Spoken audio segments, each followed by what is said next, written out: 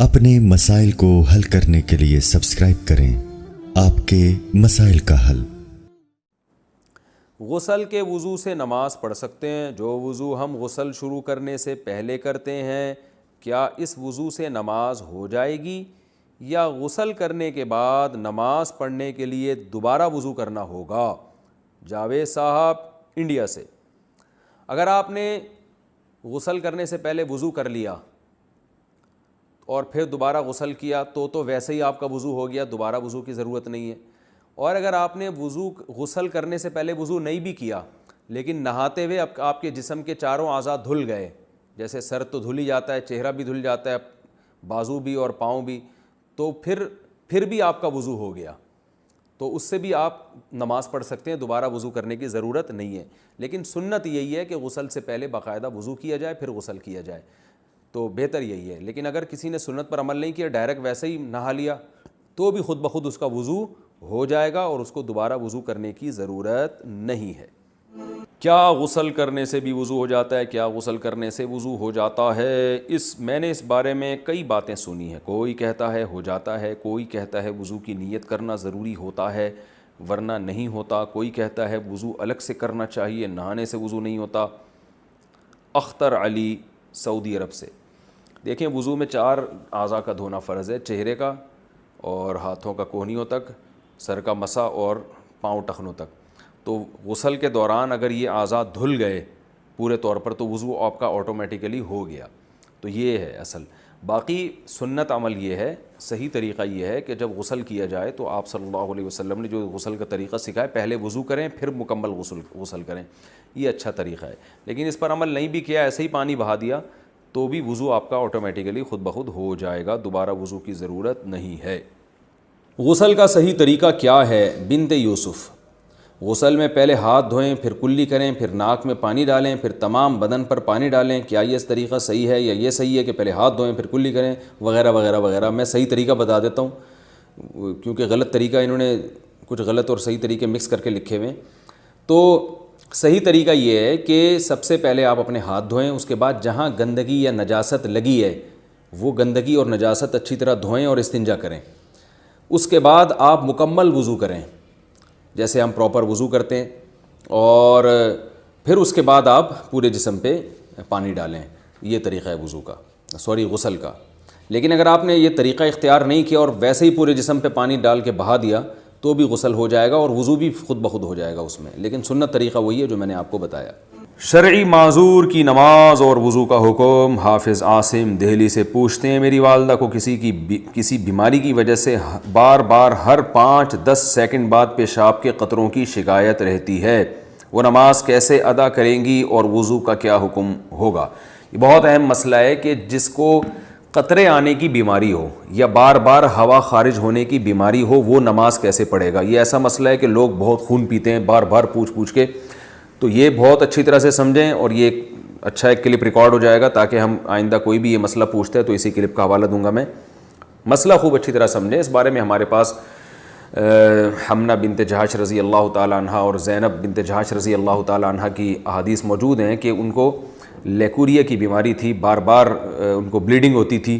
آپ صلی اللہ علیہ وسلم نے ان کو حکم دیا کہ وہ ہر نماز کے لیے وضو کریں گی اور اسی وضو سے وہ جتنی چاہیں نمازیں پڑھیں۔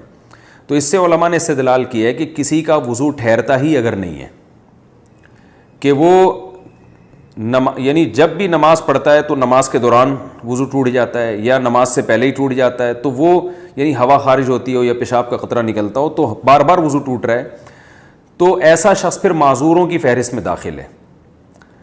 معذور کا حکم یہ ہے کہ وہ ایک وضو سے اس وقت کے اندر جتنی چاہے نمازیں پڑھ لے، فرض نماز بھی، سنت بھی، نوافل بھی، جب وقت ختم ہوگا تو اس کا وضو ٹوٹ جائے گا، دوبارہ پھر جب نماز کا وقت داخل ہوگا تو وہ نئے سرے سے نیا وضو کریں۔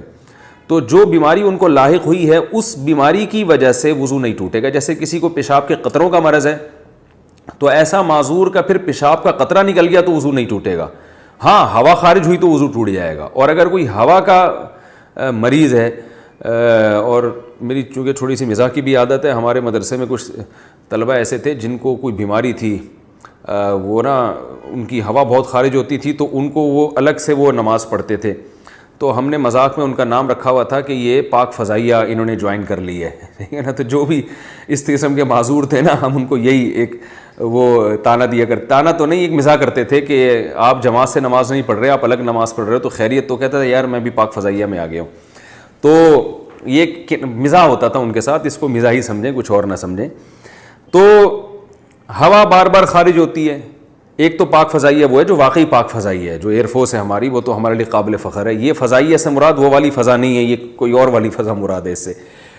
تو بار بار کسی کی ہوا اگر خارج ہو رہی ہے, بار بار پیشاب کا قطرہ خارج ہو رہا ہے اور نماز کے دوران بھی قطرہ خارج ہو جاتا ہے, تو پھر اس کے لیے حکم یہی ہے کہ وہ اسی وضو سے جتنی چاہے نمازیں پڑھے. جب نماز کا وقت ختم ہوگا, نیا وقت داخل ہوگا, تو نئے وضو سے پھر وہ نئی نمازیں, وہ جتنی نمازیں چاہے پڑھیں گا. یعنی ایک وضو سے وہ اگلے وقت کی نمازیں نہیں پڑھ سکتا بس, لیکن کسی اور وجہ سے وضو ٹوٹا تو ٹوٹ جائے گا. اب یہ کہ معذوروں کی فہرست میں داخل کب ہوگا یہ سمجھیں. کسی بھی شخص پر کوئی ایک نماز کا پورا وقت ایسا آ جائے کہ جس پورے وقت میں کوشش کے باوجود وہ باوضو ہو کے نماز نہ پڑھ سکے, تو جب یہ اس کنڈیشن میں وہ آئے گا تو وہ معذوروں کی فہرست میں داخل ہو جائے گا. مثال کے طور پر مغرب اور عشاء کا وقت بہت تھوڑا ہوتا ہے, اس مغرب اور عشاء کے تو درمیان کا وقت ہے, فرض کریں وہ 1.5 گھنٹے کا وقت تھا مغرب اور عشاء کے درمیان. اب اس شخص نے وضو کیا اطمینان سے, وضو کے بعد اس نے کھڑے ہو کر نیت باندھی مغرب کی نماز کی, لیکن اس سلام پھیرنے سے پہلے اسے پیشاب کا قطرہ خارج ہو گیا. تو یہ دوبارہ جائے گا, وضو کرے گا, ٹھیک ہے نا. پھر دوبارہ جب نماز کی نیت باندھتا ہے تو اسے پتہ ہے کہ میں سلام پھیرنے سے پہلے پھر قطرہ خارج ہو جائے گا, یا پتہ تو نہیں ہے لیکن عملاً ایسا ہو گیا. تو پورا ٹائم اس کو ٹائم نہیں مل رہا کہ وضو کر کے نماز پڑھ سکے. تو جب بھی ایک دفعہ ایسا ہوگا تو ایک دفعہ ایسے ہونے کے بعد شریعت اس پہ معذور ہونے کا حکم لگا دے گی. یہ معذور کا مطلب بھائی یہ وضو کر کے نماز پڑھ ہی نہیں سکتا. تو جب ایک دفعہ معذوروں کی فہرست میں داخل ہو گیا تو اب ہر نماز میں یہ ضروری نہیں ہے کہ پورا ٹائم اسے یہ قطرہ آتا رہے, کیونکہ یہ تو بڑا حرج ہو جائے گا نا, پورا ٹائم کون چیک کرتا رہے گا. تو ایک دفعہ جب معذوروں کی فہرست میں داخل ہو گیا تو اب وہ ہمیشہ کے لیے معذوروں ہی کی فہرست میں رہے گا.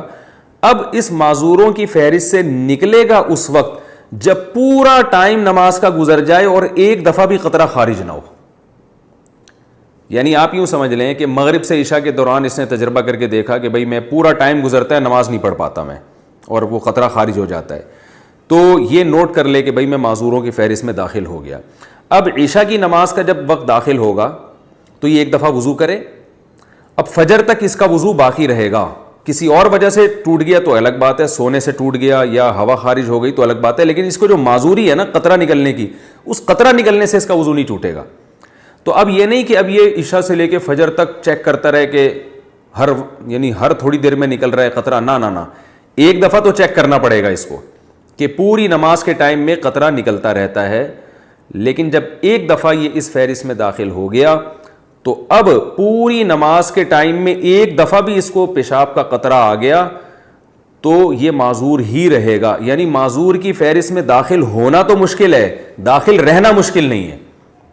یہ خوب اچھی طرح سمجھیں, جب داخل ہو گیا تو اب داخل ہی رہے گا.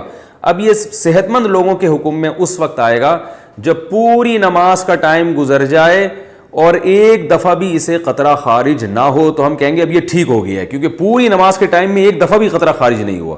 تو جب ٹھیک ہو جائے گا پھر یہ عام لوگوں کے حکم میں آ جائے گا کہ جیسے عام لوگ پراپر طریقے سے وضو کرتے ہیں اور قطرہ خارج ہونے سے ان کا وضو ٹوٹتا ہے تو اس کا بھی وضو ٹوٹ جائے گا.